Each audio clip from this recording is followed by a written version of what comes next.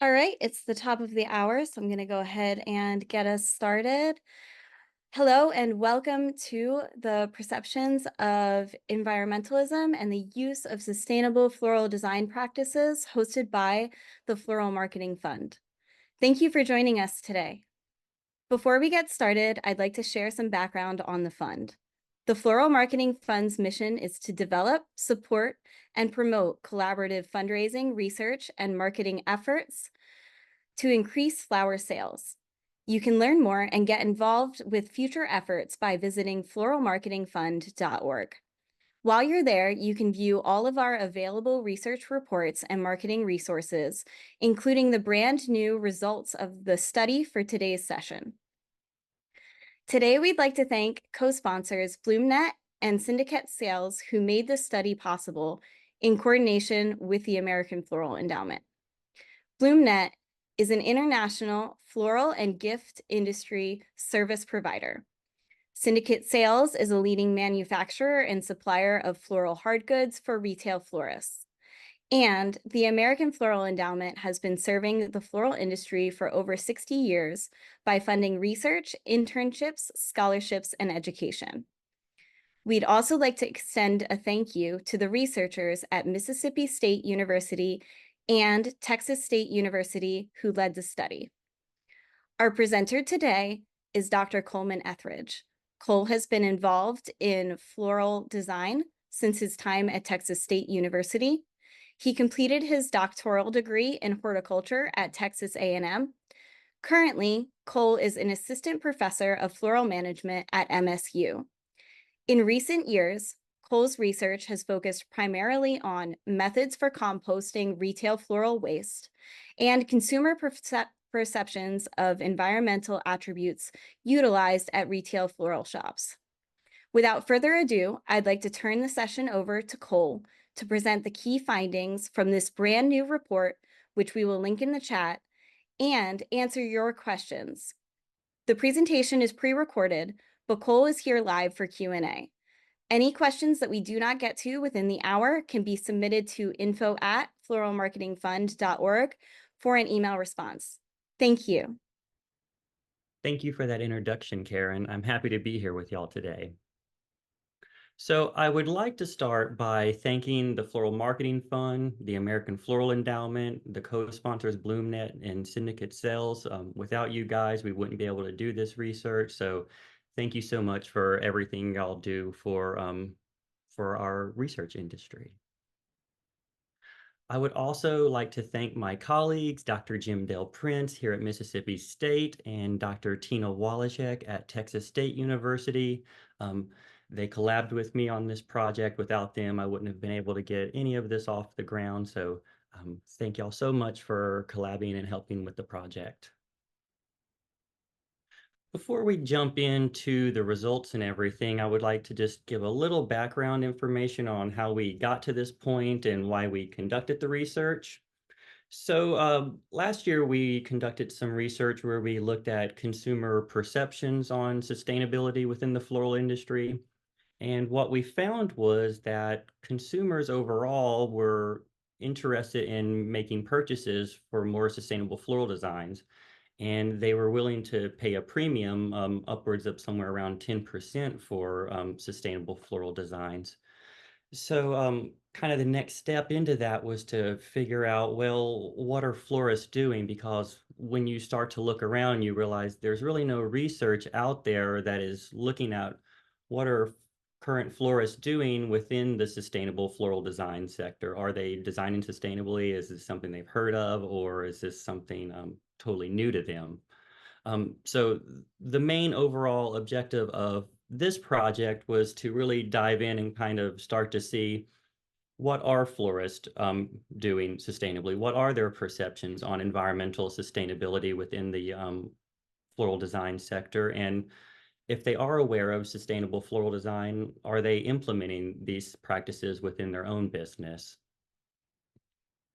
So kind of based on that background information and what we wanted to learn, we initially went out on the internet and we kind of dove in and looked for professional floral designers. So After some searching, we came up with an email list of just over 3,400 professional florists in the industry.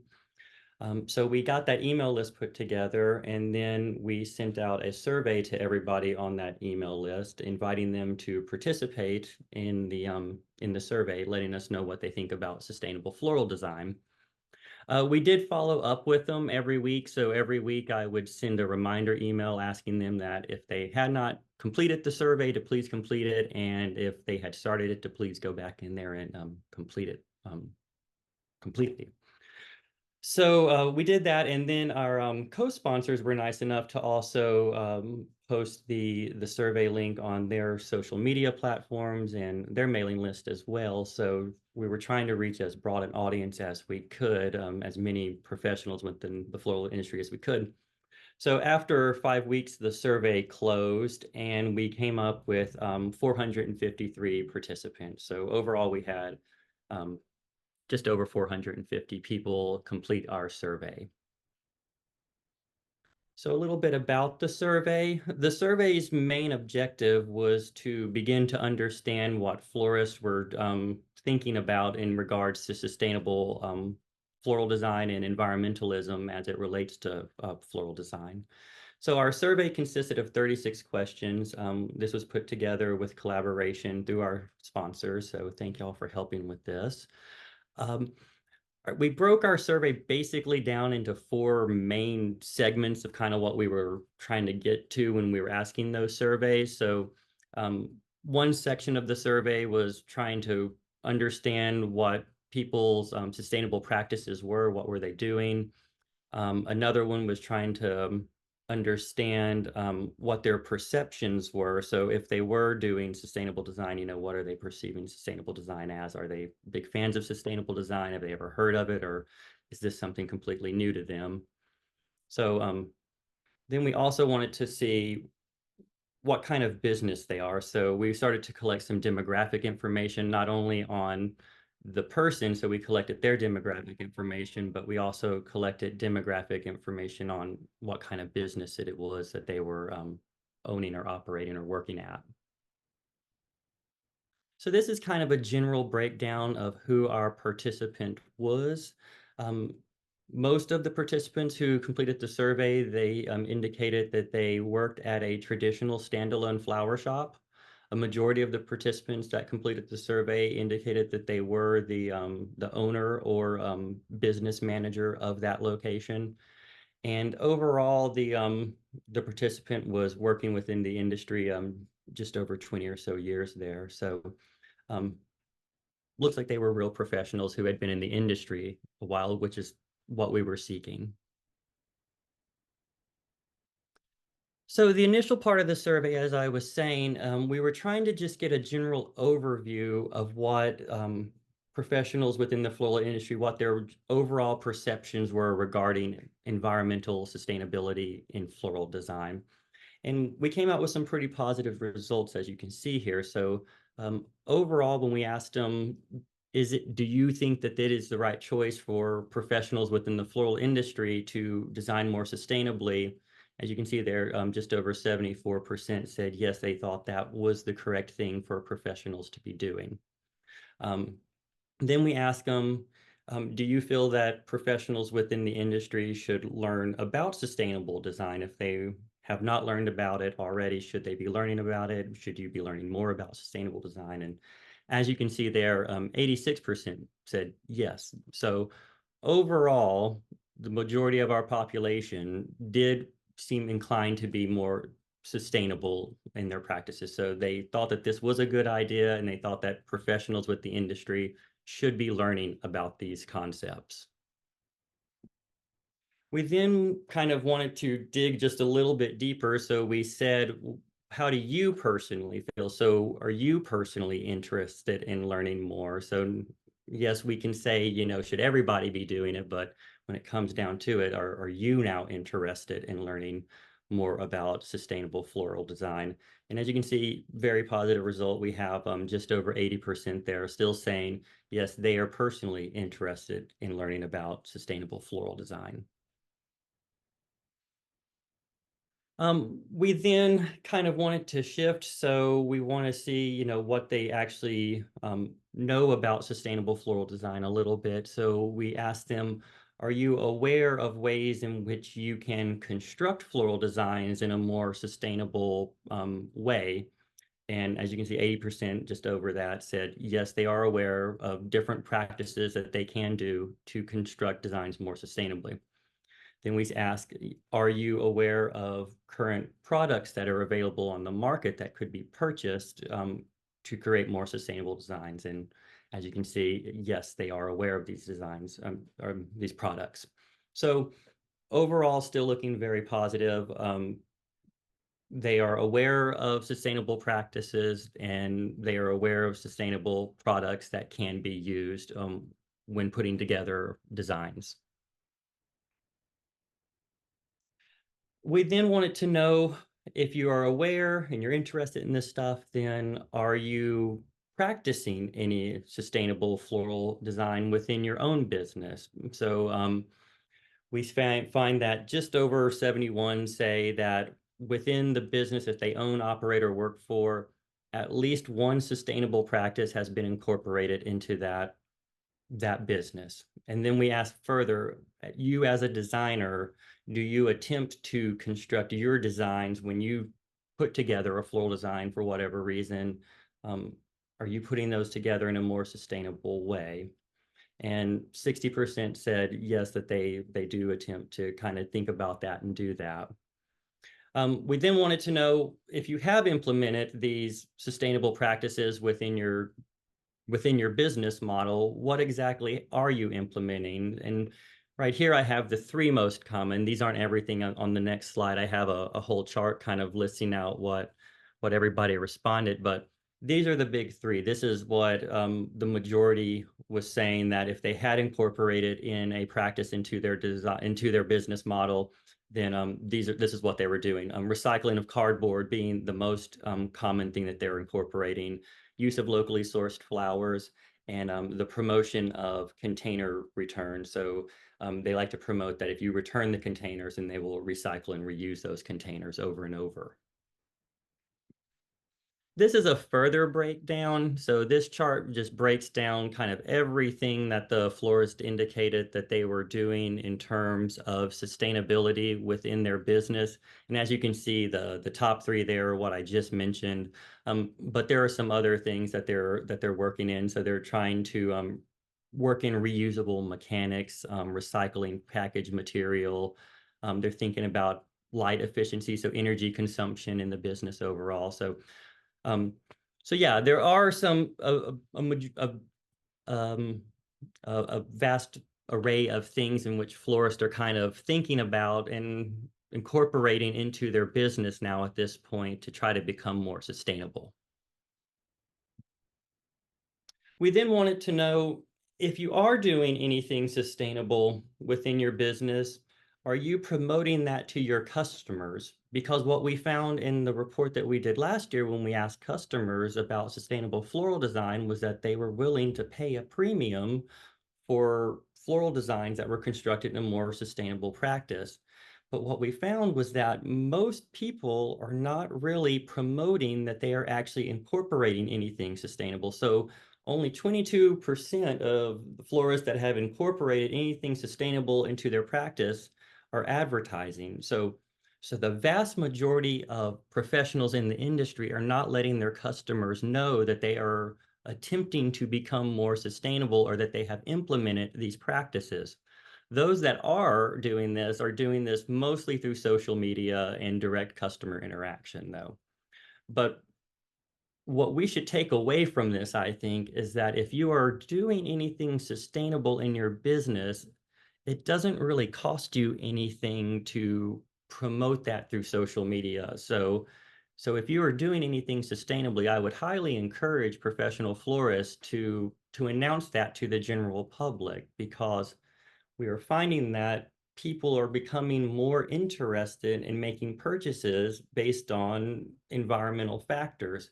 And the only way they're going to know that you're doing this is if you're announcing that to them. So I would encourage everybody, if you've done anything sustainable, to be sure that you're trying to promote that stuff in as many ways as you can. This could be the main reason that florists are not promoting. So if you look here, we asked our professionals, have you been fielding any questions from your customers regarding your sustainable practices in your business? And 72% said no, that they had never had a customer to actually ask them anything about their sustainable practices. So there's a bit of a disconnect there, I think, that the professionals in the industry aren't thinking that this can be used as a promotional material for their business because their customers aren't asking about it. But what we found was that consumers are interested. So even if they aren't asking necessarily, there could be this silent consumer out there that is willing to invest their money into more sustainable businesses. So even if the customer isn't asking about your sustainable practices, it seems to indicate that the consumer is interested in this stuff. So still go ahead and promote it. Even, social media is free, so it's real easy to kind of promote that stuff on social media. Um, those who were fielding questions, though, indicated that primarily customers were asking about where their flowers were coming from. Were they using locally sourced flowers? They were also curious about if they could return vases to them for reuse. And they were also asking questions regarding the use of traditional floral foam. We then wanted to know, if you aren't incorporating any sustainable practices into your design, why aren't you? Are there barriers that are preventing you from adopting sustainable practices within your business? And 46%, just over 46% there, said yes, there were certain issues that were preventing them. In the chart there, I have kind of listed what the general breakdown was, but the two most common were the cost of the products, and that they felt that there was no alternative sustainable product that could be used when they were creating a floral design. So um, overall, the professional within the industry feels like sustainable products cost a bit more, which is true, but if the customer is willing to pay more for those products, then perhaps that isn't as big of a hindrance as they might think it is. Um, the fact that they feel like there's not enough sustainable products on the market that they can use when they're putting together designs, I think speaks to a manufacturing issue in which we might have to look at product development at this point so that florists have more sustainable products available that they can use when they're creating all these different types of floral design. We then wanted to know, if you are interested in sustainable floral design, would you be interested in learning more about sustainable floral design by becoming certified as a certified sustainable florist if such a certification existed? Um, Only 40%, just over 40%, indicated that they were interested in some sort of certification. And then when we further broke that down, we wanted to know, how would you prefer to complete that certification if one did exist? And overall, they kind of thought that they would prefer that to be online. So they would prefer to complete a certification online, and they would prefer that certification only to last about 1 day, and they're willing to spend somewhere around $861 on average to complete the certification. Um, my personal opinion is that you're probably going to need a little bit more time than just 1 day to complete some sort of certification in sustainable floral design. So that's probably not realistic, just a 1 day, one and done sort of deal. This would probably be something that you would have to invest just a little bit more time in.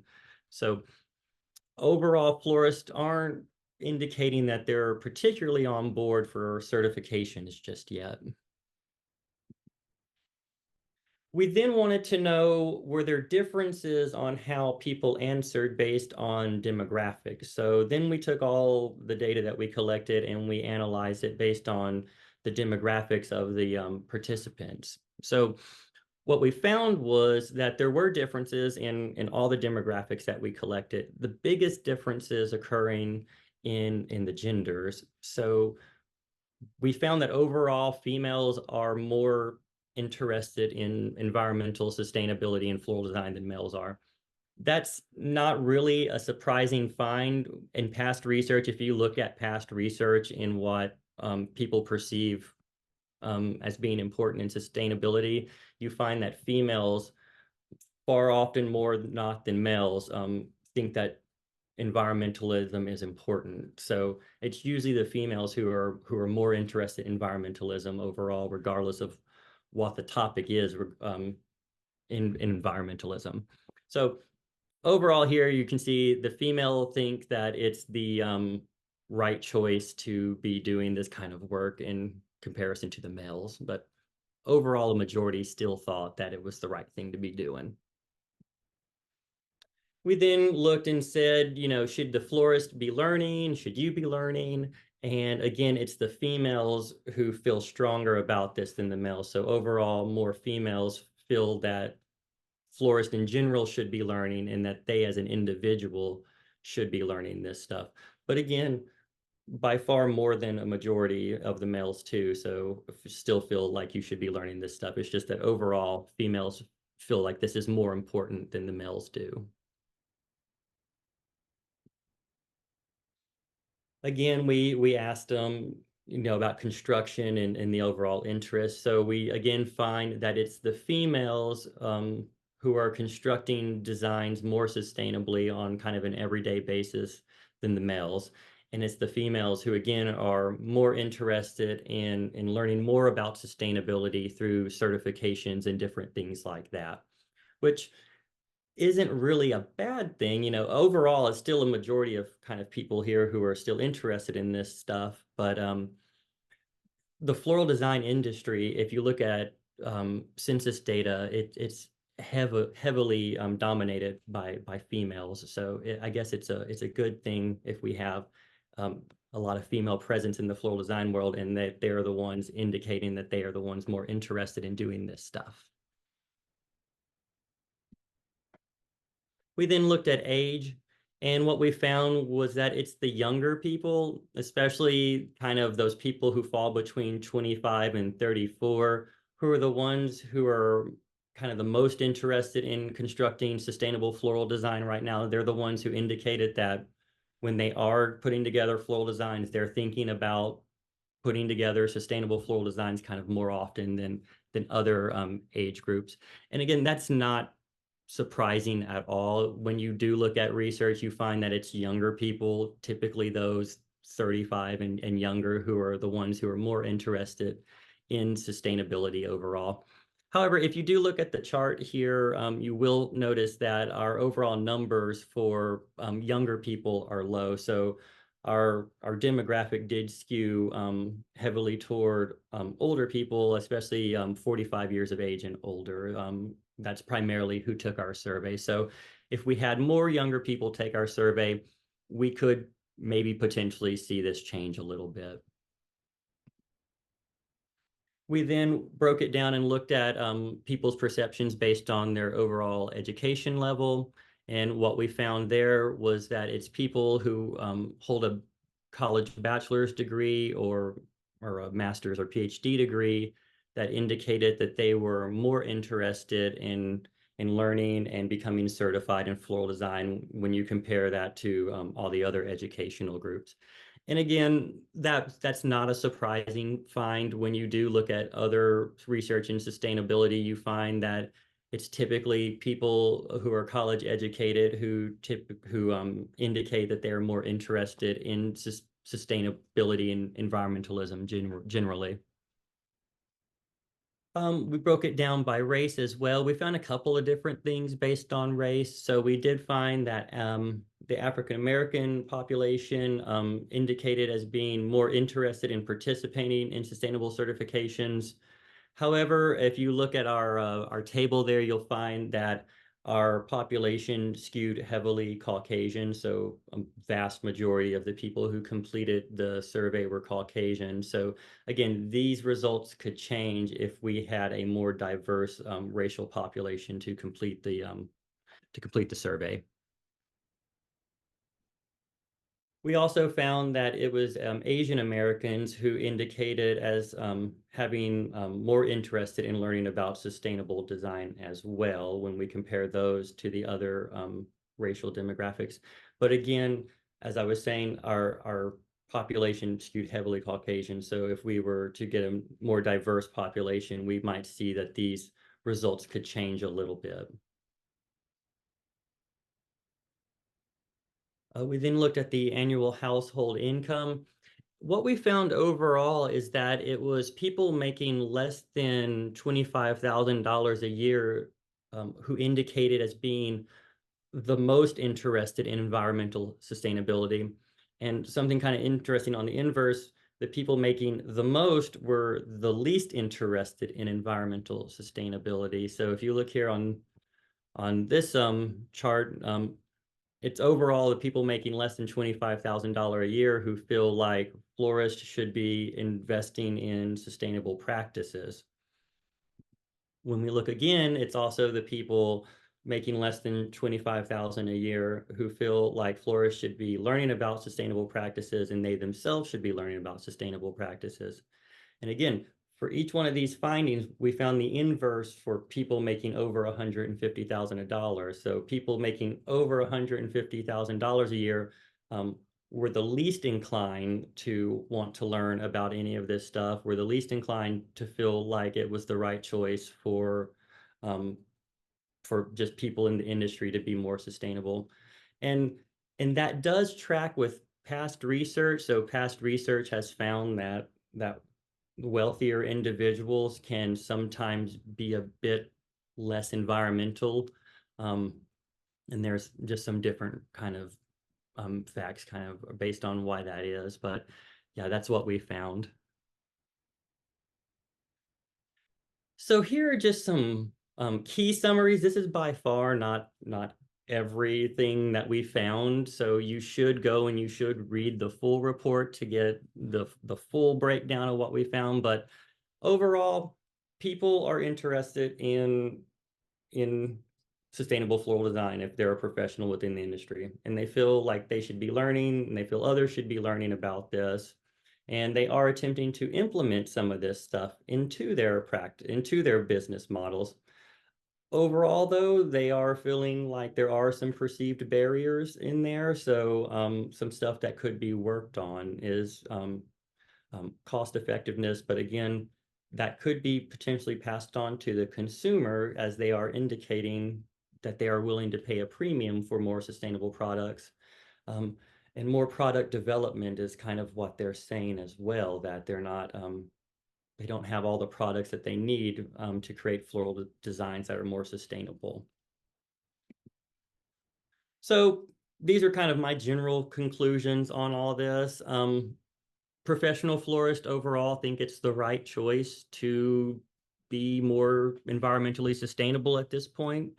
They're looking into environmental sustainability. They're attempting to begin creating floral designs in a more sustainable way. Um, they're definitely not telling their customers this, though, which they absolutely should be doing, because the customers are indicating that if you are designing sustainably, they're willing to pay you a premium for those designs. So they should really up their promotion for all this. It would be great if florists all around would start to let their customer base know that they're actually starting to do this stuff. And I think you might see some more customers gravitate to you. Um, so far as barriers go, yes, sustainable products are typically higher when you have to purchase those, but it does seem that some of that cost could be put onto the consumer who indicates that they are willing to pay a premium for that. I think some of this is going to come down to product development. Florists create a wide array of designs for lots of different reasons. So um, I think we're just going to need to see more product development in the sustainable environment. And I think we're going to also have to see education. I think it's going to come down to educators in floral design to then take that product that's been developed and to show, um, old generations of florists and the new upcoming generations of florists how you're going to incorporate these sustainable products and mechanics into your everyday business practice. So more product development, more education, I think, is going to be a must moving forward. When we're looking at who is the professional within the industry who is kind of the most interested in this right now, we're seeing that it's younger people, typically that person 35, 34 years of age and younger, um, college educated, and females. By far, females are the more interested in this than when we look at the males. But like I said, that's pretty common when we look at past research. So that was by far not the full report. I would encourage everybody to go and read the full report on the Floral Marketing Fund page. And not just that report. So our consumer report, which we published last year, covers everything that the consumers kind of thought about sustainable floral practices and how much they were willing to pay when it came to sustainable floral design. And I really feel these two research projects really come together to have it to make a much fuller picture. Not only are we seeing what consumers are thinking and doing, but what the florist is thinking and doing. So I would go on and I would look at both reports because it really gives you a more holistic picture of what's going on, and it can really help to direct you if you're trying to make any decisions in your own floral business on, well, what are the things that the consumers are the most interested in, and what are they the most willing to spend money on. So yes, I would encourage everybody to go and read the reports and look at all of that stuff. I think it will really fill you in. And with that, I would be happy to take any questions. Thank you so much, Cole. I would like to encourage everyone to go ahead and submit any questions that you have in the chat or through the Q&A feature. To kick us off, I'm going to go ahead and ask our first question here. Was there anything in the results that surprised you? Yeah, I think the thing that surprised me most after looking at everything was that only 22% of people who were actually doing stuff sustainably were actually letting their customers know. I really thought that number would be higher, especially if you were doing sustainable things in your business. I really expected that you would be using that, announcing that on websites and social media. So yeah, the fact that that number was so low, I was really surprised about that. Definitely. So we have another question here. What sustainable practices can a florist perform that consumers are most willing to pay the most for? Sure, yeah, that's a good question. And if you're interested in that, then I do encourage you to read the report that we published last year because that gets broken down into great detail into that report. But what we have found so far is that it's the use of locally sourced flowers that they're the most willing to pay a premium for. And if florists can do something with the waste that they produce, potentially composting their flower waste or doing something with it instead of just throwing it into the municipal dumpsters. So locally sourced flowers and composting the floral waste is what they indicated to us they were the most willing to pay a premium for if florists had implemented anything like that into their businesses. Definitely. And this study definitely echoes a lot of the things that we learned in the first study. Next question kind of echoes off of the first one. How can florists make their customers aware of the sustainable practices that they are utilizing within their businesses? I know we talked a little bit about social media, but what else would you recommend to make your consumers aware? Yeah, I would just be as broad and diverse as possible when it comes to making that announcement. I'd certainly start with anything that's free to you. As I was saying, social media, all of our businesses have social media now, and that's free. So I would definitely be announcing that. Um, of course, your business websites, you should be making some sort of statements about what you're doing if you're doing anything sustainable on your websites as well. if you've got any mailing letters that you send out occasionally to your customers, I would be letting them know, if you're doing reused containers, let them know that you're doing reused containers and different things like that.